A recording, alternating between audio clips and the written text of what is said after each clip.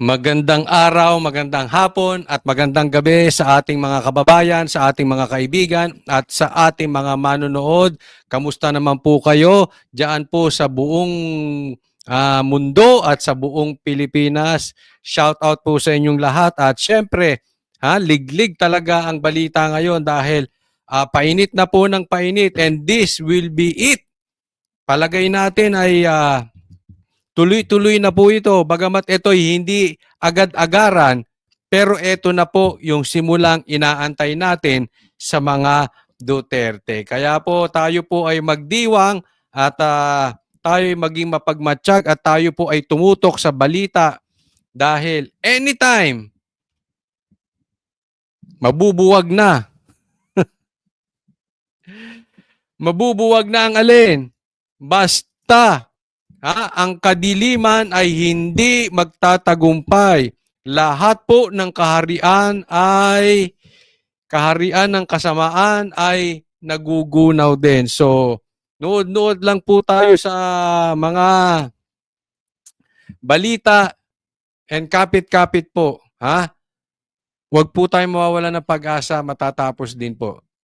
Ito po ang ating magiging balita. Una, Browner, tinawag na duwag. Nakaw, AFP, Chief of Staff ng AFP, duwag.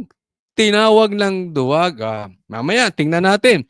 Pangalawa, bakit na-appoint ito si Browner as Chief of Staff? Takot naman, di umano ito. Pagkadelikadong assignment, iwas ito. Ano ang meron dito kay Browner? Mamaya pag-uusapan natin. Bakit siya na-appoint? Anong kakaiba sa kanya compared sa ibang mga sundalo? Pag-uusapan natin yan. At pangatlo, Davao, susugurin muli. Nako, eto na. Kaya ba si BP Inday ay nasa Mindanao na? Eto na ba? Simula na po ba ang karahasan na naman ng mga abusado sa gobyerno? Sisimulan na po natin agad-agad ito, pero wag po natin kakalimutan na i-like po natin itong video na ito at konting lambing po para doon sa mga hindi ko pa po subscriber, wag pong kakalimutan, mag-subscribe po kayo. Coach Oli News PH yan i-click nyo agad yung subscribe button. Eto na po, sisimulan natin agad-agad dahil kay Coach Oli ang bida ay ang balita. Ito po. Gusto ko lang bigyan ng komentaryo itong post ni Crisette. Yan salamat po Crisette. Bagamat di kita kilala pero ako'y malaki po ang tiwala ko sa iyong mga post. Napakagaling nito si Crisette. Thank you po. Ito po ang post ni Crisette. Tingnan nyo po Do you think AFP Chief Romeo Browner is still loyal to the flag and not just to BBM? When he is appointed and given a plum position by BBM and his sister as well. Isipin mo yan. Kayo po, tanungin ko. Kasi meron pong ginawa si Browner. At di umano inilaglag niya yung kanyang mga tao. Ang laki talaga ng pinagkakaiba ng Duterte sa mga Marcos. At itong si Marcos ay nagiging halimbawa at nagagaya ng kanyang mga tao. Kung si Duterte hindi iniwan yung kanyang Chief of Staff, etong bata ni BBM na ginagaya siya ay nilaglag ang kanyang mga tao. Kaya anong meron si BBM? Ay anong meron itong si Browner para siya ay maging AFP chief? At sa tingin nyo ba, sige sagutin nyo po sa comment section, sa tingin nyo ba si Browner ay loyal pa sa Pilipinas, sa mga Pilipino, o loyal lang siya kay BBM? Kasi po, ang ganda ng binigay na posisyon sa kanya at meron ding magandang posisyon na binigay sa kanyang kapatid. Ikaw ba pagka ganyan makakatanggi ka pa sa utos ng iyong amo na si BBM? Di ba? Kasi hindi niya pinanindigan. Hindi niya tinayuan ng kanyang mga tao. Tuloy tayo. Retired General Orlando De Leon said Browner has no experience or has been placed on dangerous assignments. Diba? Parang bigla na lang tayo nagulat. Sino ito si Browner? Bigla naging AFP chief. Oh, 'di ba? Sabi daw ni General Orlando De Leon, walang experience. At hindi na ilagay sa delikadong assignment. Ito yung kumbaga parang siguro to si Trillanes. Ha?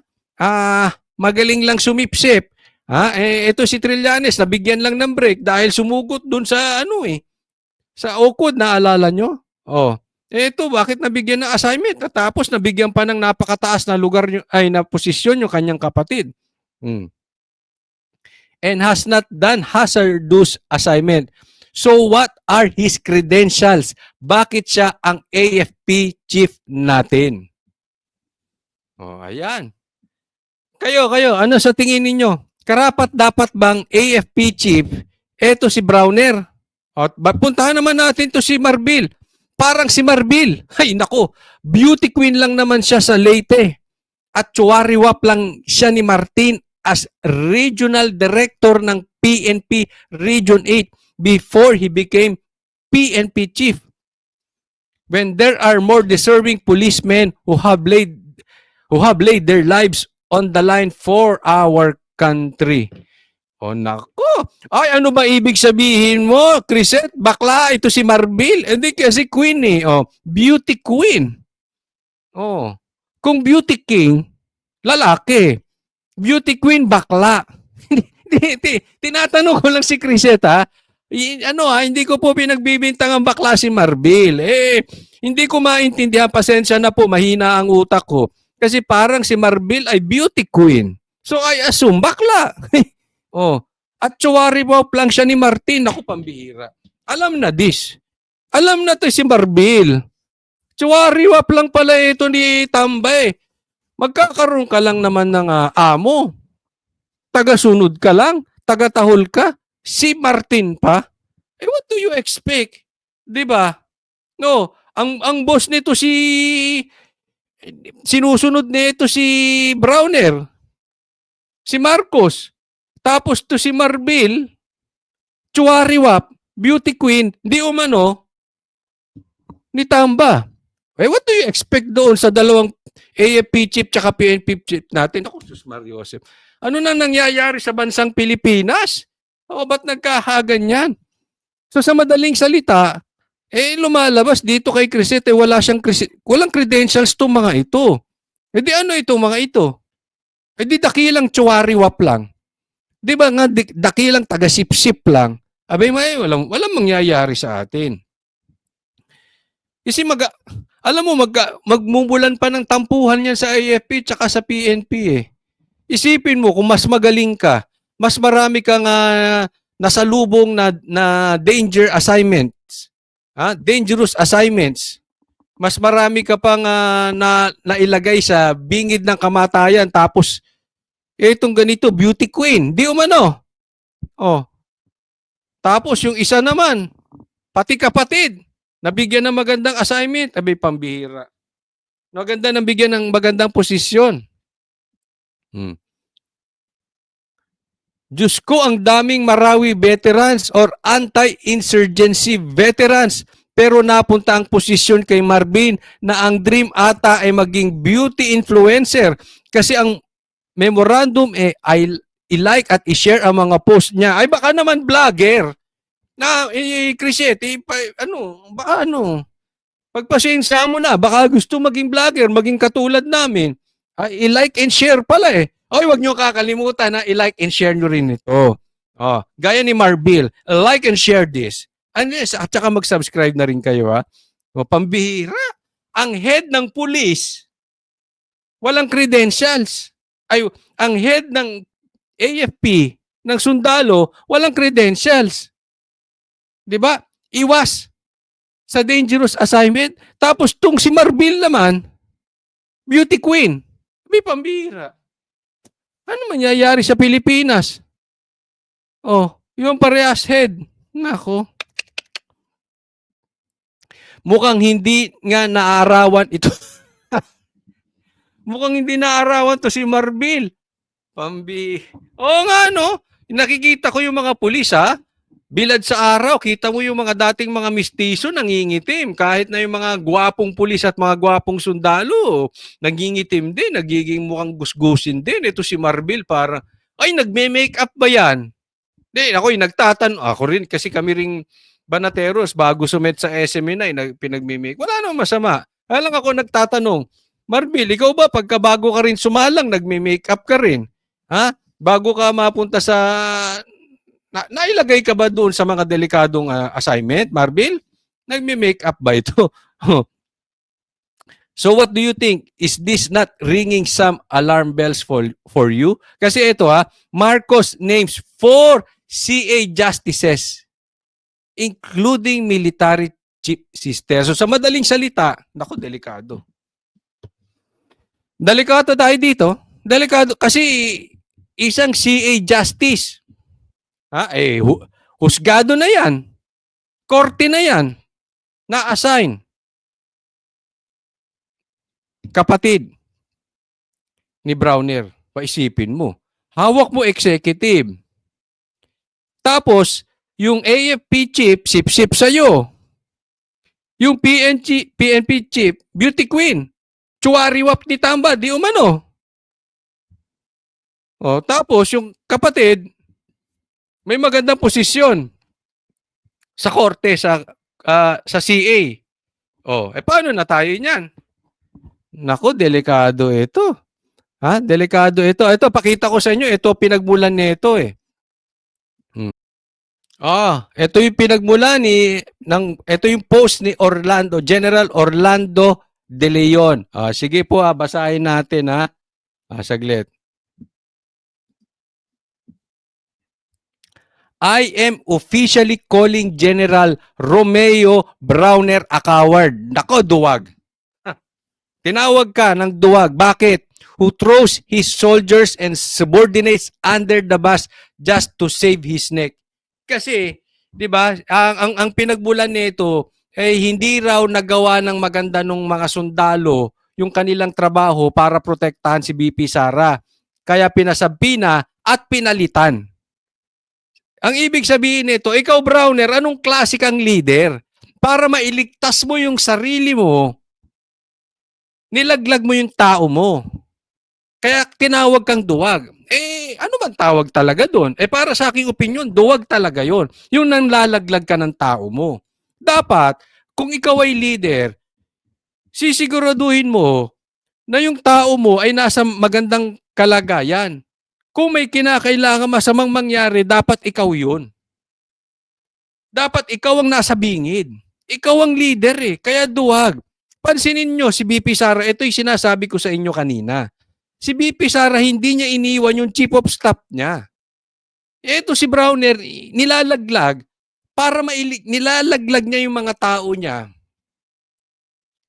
Ginawan pa ng excuse, kaya daw pinapalitan. Kasi pinasabina itong mga tao ni BP Sara. So, sumang-ayon pa siya. Para iligtas yung sarili niya. Maana to kay Marcos. Bakit? Anong ginawa ni Marcos kay Pastor Kibuloy? Tinulungan ng Pastor Kibuloy at ang SMNI si BBM. Pero nilaglag niya. Bakit? Kasi alam niya si Pastor Kibuloy ay matalik na kaibigan ng Duterte. Anong ginawa? Kaya naging presidente yan si Marcos ay dahil kay BP Sara. Anong ginawa niya? Nilaglag niya yung tao niya na si BP Sara. Bakit? Para sa pangarap niya at sa pangarap ng pinsan niya, para mailigtas niya yung sarili niya. Ganyan po katraidor yung mga yan. Yan po ang mga duwag. Yan po ay yung mga naglalaglag ng kanilang tao. Ang layo nyo po sa ugali ni BP Sara. Kahit naman si PRRD, di ba, narinig nyo?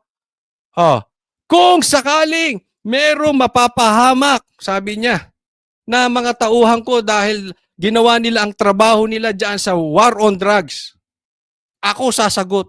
Ako ikulong nyo. Yun ang leader. Nakikita nyo ang difference? Nakikita nyo ang difference ni PRRD, ni BP Sara, ni itong si Browner, itong si Marbil, itong si BBM, ito si Tamba. Nakikita nyo difference? Ang Duterte leader. Ito mga to, bossing. Ililigtas, hari ang dating. Ha? O kayo, mamatay kayo dyan lahat. Bahala kayo, basta kami ligtas. Ililigtas namin ang sarili namin. Ilalaglag namin kayo. Ganon. Oh. Tuloy tayo. Mr. Browner, you don't deserve your designation as Chief of Staff. I agree with you. Of the Armed Forces of the Philippines. I agree with you. General De Leon, Orlando De Leon. Hindi talaga ito dapat inaano. Ha? Hindi ka deserving sa posisyon mong yan. Alam mo, ito lang masasabi ko ha. Pag dumating ang panahon at napatunayan, ito ang leadership. Makinig ka, Browner. Pag napatunayan na yung amo mo si BBM ay nang abuso ng kapangyarihan, at sabi nga ni PRRD, alam yung mga sundalo na adik yan si BBM. At kung sakaling mapatunayan, tapos wala kang ginawa, alam mo nang aabuso. For discussion purposes, hindi ko pinagbibintangan si Marcos ha. Kunwari lang nang aabuso talaga at napatunayan na siya talaga'y adik. At wala kang ginawa, Browner. You should go down with your leader. You should go down with your president. Baka mamaya, nandiyan ka kasama ni BBM sa taas. Pagkatapos, paglubog ni BBM at mapatunayang siya ay guilty, iwanan mo, lumipat ka sa Duterte. Hindi ka tatanggapin ng mga DDS. Kasi ayaw na mga Duterte, ayaw na mga DDS ang duwag na nang iiwan ng tao. If you rise with BBM, you should fall with BBM. Tanong, kaya ba niyang gawin? Kung sakali lang naman, again, hindi tayo nagbibintang. Diba? Kasi alam mo, may problema tayo sa mga ganitong tao. Ha? Kasi you make sure na talagang nakasuporta kayo sa leader ninyo dahil wala silang ginagawang masama. Pero dahil kayo sumusunod lang, dahil meron kayong personal agenda o may kapalit, hindi ako nagbibintang, may kapalit na posisyon, may kapalit na monetary, I really don't know. Hindi tayo nagbibintang. But whatever it is, mag-isip-isip kayo. Kasi yung posisyon nyo, yung karir nyo, nandyan lang yan. Pero yung mga politiko sa paligid nyo, maaalis at maaalis din. At pag yan nagkakaso, kasama kayo. Mag-isip-isip kayo mabuti. In fact, you don't deserve the respect of the whole soldiery. Buong kasunduluhan, hindi mo deserve na irespeto ka. Nilaglag mo sila. No wonder that you avoid hazardous duty all your life because you lack the wherewithal to lead. Anong ibig sabihin? Wala kang kakayanan maging leader. Kaya ina-avoid mo yung mga dangerous assignment. Paano naging AFP chief yan, sir? Pambira. Walang kakayanan maging leader.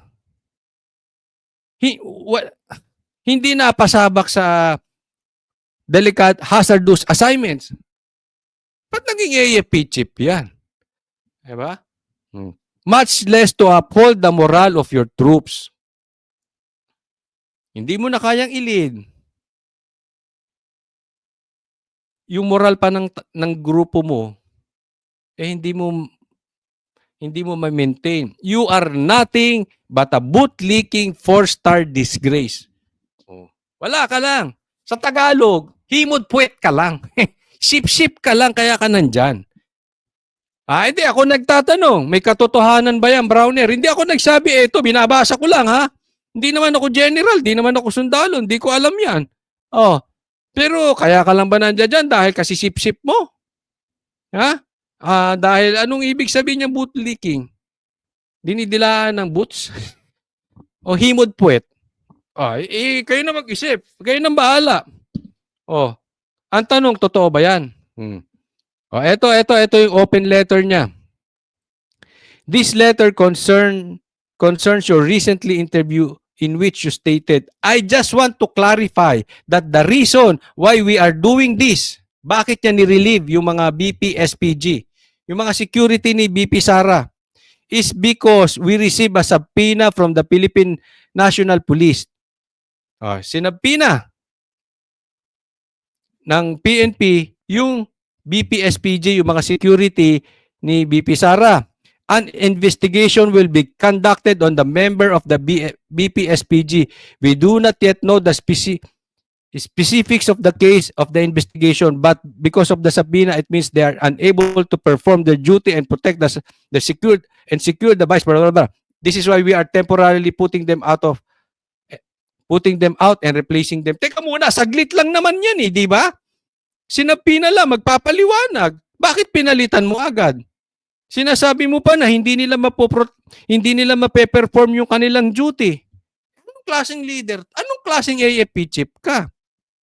Kaya ito, sabi niya, Sir, why would you claim that your own soldiers failed in their duty to protect and secure the Vice President, basing this assertion solely on subpoena? Yan ang punto. Bakit nilaglag mo yung mga tao mo na hindi nila kayang protektahan, na hindi nila naprotektahan si Vice President? Alam mo, nagkalaglagan dito They are not really concerned. Huwag na tayong magbulahan. Hindi sila concerned na hindi na protektahan ng AFP chief, ng AFP, o yung mga BP-SPG, kasi mga sundalo ito, yung BP-SPG, hindi nila naprotektahan si BP Sara. They are not concerned about that. Huwag na tayong magbulahan. Gusto nyo lang talagang suspindihin niya mga nakapaligid kay BP Sara kasi gusto nyo kayo maglagay ng security na BP Sara para sa ganun. Namo-monitor nyo si BP Sara. Kaya nga sabi ni BP Sara, I don't trust them. Mahirap magtiwala ngayon. Kasi siyempre, for BP Sara, tatanggalin mo yung tao ko dahil sinabpina lang. Tatanungin lang naman yan, pwede mong pabalikin. Bakit mo papalitan? Nakikita nyo na yung maniobrang ginagawa dito? Talagang iniipit na si BP Sara. Yan po ang dahilan niyan. Huwag kayong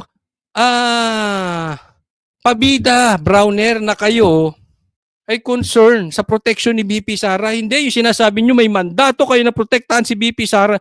Kung may mandato kayong protektahan si BP Sara, gusto niya yung tao niya. Ba't maglalagay kayo ng ibang tao just because sinabpina at inilaglag mo yung mga tao mo? Yun ang nangyari dito.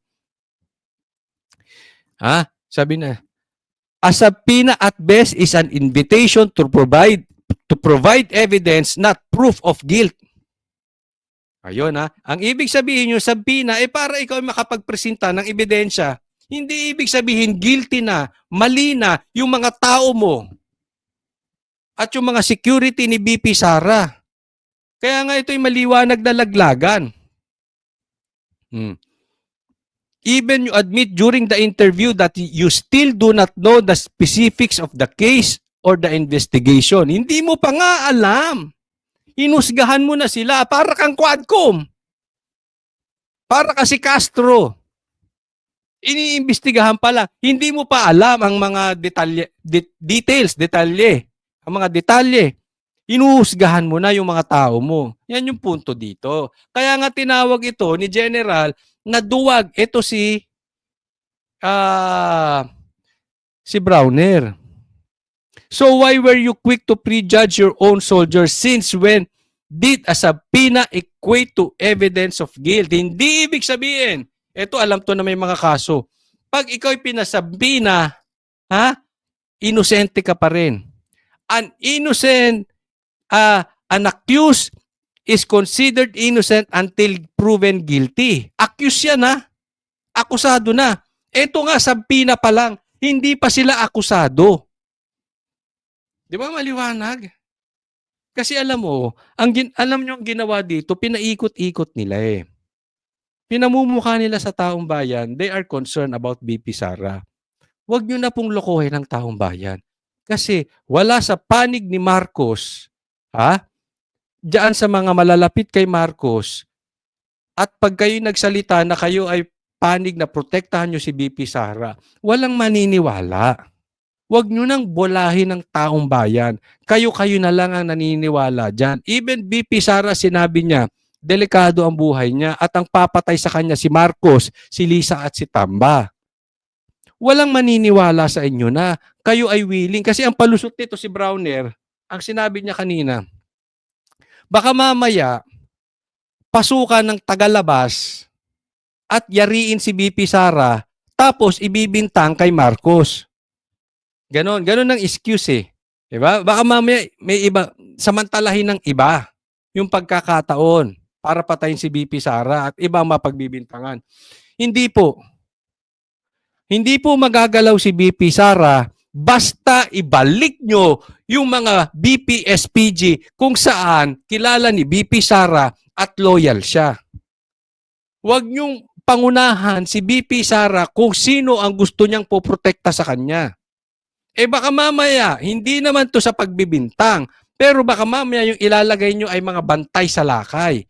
Siyempre, ikaw ang poprotektahan eh. Gusto mo, yung taong may tiwala ka. Eh ba't ba marunong pa kayo, Browner? Kay BP Sara, ikaw ba babantayan? Pambira, niloloko nyo tao. Oh. If the subpoena were truly the reason for this mass relief, why relieve over 350 personnel, most of whom were not even on duty that day at the House of Representatives? Yon. Ayan. For discussion purposes, isipin natin. Ha? Kasi isipin natin, kaya pinalitan yung tao niya, ni-relieve dahil may subpoena. Eh bakit 350 pinagtatatanggal nyo? Eh yung iba nga dyan wala dun sa HOR kung saan nagkaroon ng gulo. According to you guys. 'Di ba? Kung saan nagkaroon ng komosyon. Wala nga dun eh. Anong reason ba't OA kayo? 350 yung tinanggal ninyo. Iyan ay maliwanag na talagang gusto lang nyo i-monitor si BP Sara. Eh baka mamaya, yariin nga yan si BP Sara. Hindi again nagbibintang. Pero anong purpose nyo? Bakit gusto nyo kayo ang pipili sa magbabantay kay BP Sara? Dati nang ginawa yan pagkapapanalo pa lang ni Marcos, di ba? Binigyan siya ng security. Ano sabi ni BP Sara? Ayoko. Ayoko no security nyo. Gusto ko yung sa akin. Bakit? That time, wala na siyang tiwala sa inyo. Ba't kayo maglalagay? Di ba? This action appears less like a response to the subpoena and more like a calculated move to disempower the Vice President's security detail. A move that echoes her earlier warnings about effort to undermine her safety. I totally agree with you. Anong sabi niya? Ha? Ito ay para mabawasan ng lakas, ng proteksyon si BP Sara. At malagay sa alanganin. Kasi may mas power si BP Sara, mas may malakas ang proteksyon pag andyan yung mga tao niya. So sa madaling salita, parang nilalaga si BP Sara. Mamaya i-discuss ko pati ang buong Duterte. Nilalaga para lumambot ang buto. Ibig sabihin, pinahihina ang security. Mamaya pag-uusapan natin yan dahil may connection po yan sa pagsugod sa Davao. Pero paalala, wag niyo pong kalimutan na subscribe po kayo sa channel ko. Papaliwanag nating mabuti yan. Ha? O subscribe kay Coach Oli dun sa mga hindi ka pa po subscriber. Yan po ang dahilan niyan. Para manghina. Pinapalambot sa madaling salita ang Duterte.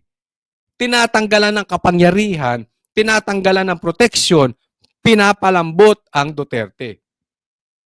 Now ask yourself, sabi niya, what exactly did your soldier fail to do in the incident? Were they supposed to dictate what the Vice President should say, how she should act, or what decision she should make? No, Their job was to ensure her safety, and that is precisely what they did. Yun. Ang trabaho po nila, nitong BPSPG at itong security ni Sara, ni BP Sara, protektahan si BP. Hindi diktahan kung anong gagawin ni BP Sara, hindi para diktahan kung ano sasabihin ni BP Sara. Desisyon niya yon. Ang trabaho lang ng security niya ay protektahan siya. Kasi lumalabas sa pinagagawa niyo ngayon, kaya gusto niyong palitan para diktahan si BP Sara through doon sa kanyang ano. Pag mali sa paningin ni Marcos or ni Tamba or ng gobyernong ito, yung pupuntahan ni BP Sara o gagawin ni BP Sara, mahaharangan. Bakit? Nakamonitor eh. Tao nila yung nakalagay kay BP Sara, naiintindihan nyo? Hindi po trabaho yan ng security kung sabihin kung kailan, saan, at ano sasabihin ni BP Sara. Ang trabaho lang nila protektahan si BP Sara. Eh iba na ata motibo nyo eh. Ang motibo ninyo para monitored si BP Sara and at the same time, mapigilan kung ano man ang gusto niyang gawin. Hindi po yun. Huwag tayong lumihis. No? Ito, ipapakita ko sa inyo. Kasi nababasa na natin itong mga sitwasyon at nangyari na ito before. Pinapalambot yung buto. Gaya na sabi ko sa inyo, pinahihina. Pinahihina ang Duterte. Ito, tingnan nyo po ito ha.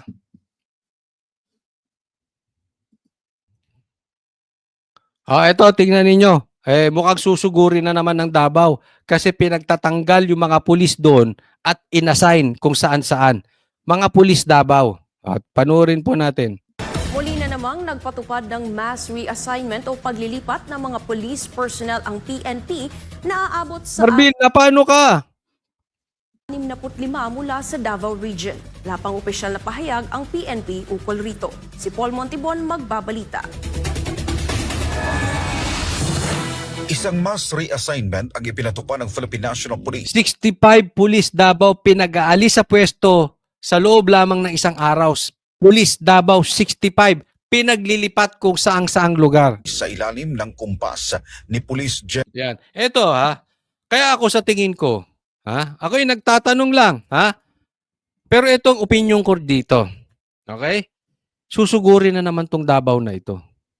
Ito si Marbil, to si Torre. Pansinin nyo, ha? Noong panahon may war on drugs at nag-declare ng war on drugs si Baste sa Davao. Tapos, nagkaroon ng mga reklamo, di umano, ito sila Marbil, meron silang kino-question, anong ginawa? Ha? Pinagsususpinde yung mga Davao Police. Naalala nyo yung time na yon? Na sinasabi ni Mayor Baste, matagal ko ng tao to. Mga matitinong taong to. Sa katunayan, may maraming award to mga pulis na ito. Bakit pinagtatatanggal ninyo? Bakit nyo pinagsususpinde? Samantalang ginawa nila yung trabaho nila na war on drugs. Bakit hindi nyo tingnan yung mga na biktima nitong mga adik?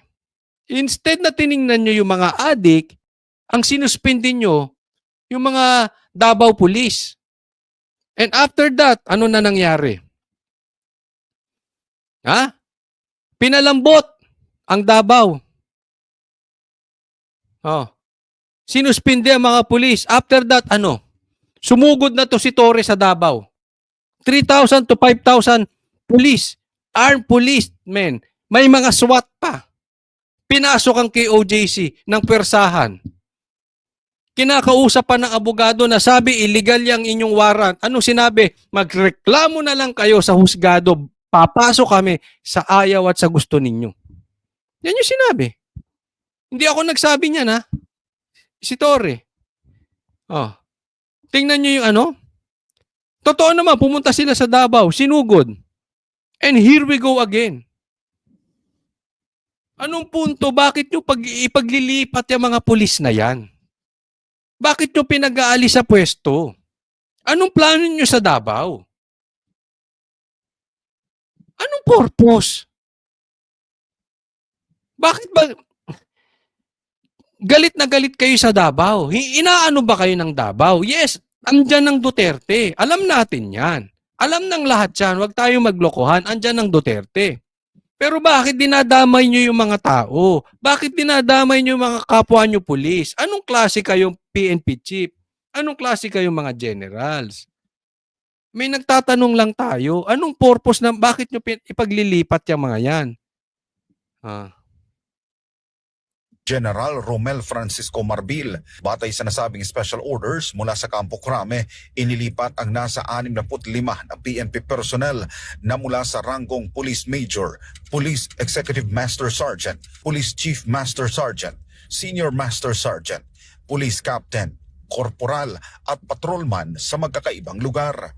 Ang naturang bilang ay bumiyahe na patungong Mimaropa, Togigaraw, Cordillera Autonomous Region at sa Bicol Region. Wala pang malinaw na paliwanag ang PNP hinggil sa nasabing mass reassignment. Sa kabilang banda, wala pa namang iniuutos ang pamunuan ng PNP para sa pagtataas ng alerto nito sa buong bansa. Kasunod nagbanta sa seguridad ni Pangulong Alam mo, hindi ko to maintindihan itong mga ito.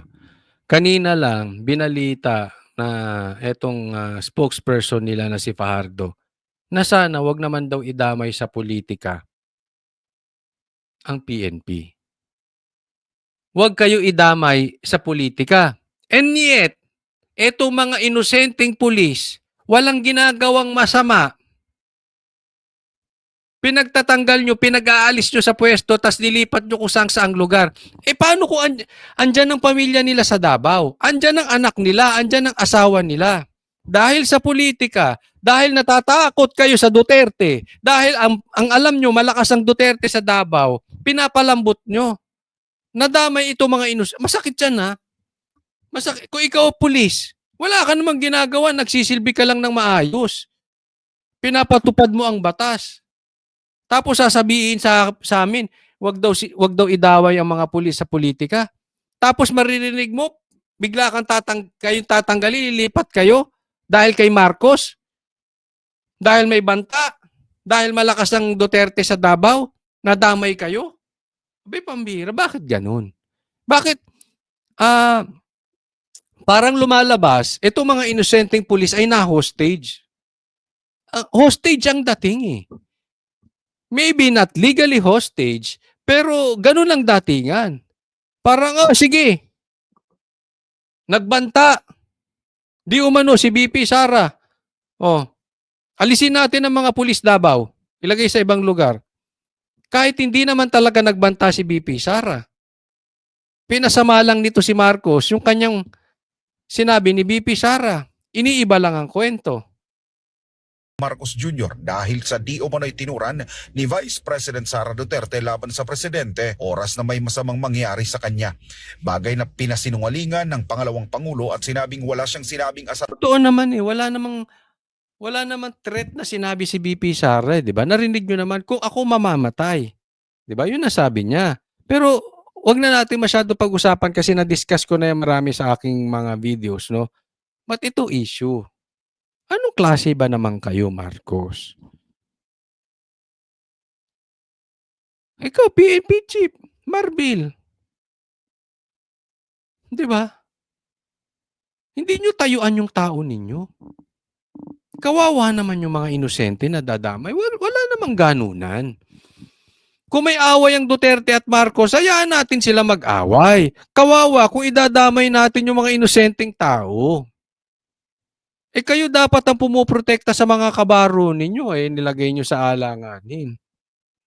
Pambihira itong mga ito. Kaya alam mo, masama ang loob ng taong bayan. Kaya nga kanina yung pinakita ko sa inyong post, I agree. Ano ba nangyayari sa ating AFP chief tsaka sa ating PNP chief? Parang hindi na sila marunong manindigan dun sa kanilang mga tao. Gayahin nyo si BP Sara. Hindi iniwan sa ere ang kanyang chief of staff. Yan ang leader. Nakakahiyamang sabihin, pero pasensya ka na, BP Sara. Kababaeng tao may yagbols. Pambihira. Ano ba kayo? Huwag po kakalimutan i-like and subscribe po kayo sa channel ko, Coach Oli News PH, at Doon sa mga hindi pa po nakakaalam, ha? Ang Banateros po ay may programa sa number 1 mainstream media na hindi sumusuporta sa adik at sa mga abusado sa bayang ito na SMNI. Banateros sa SMNI, Monday to Friday, 8 p.m. po. Maraming salamat. Para sa Diyos at Pilipinas nating mahal, God bless everyone. Thank you.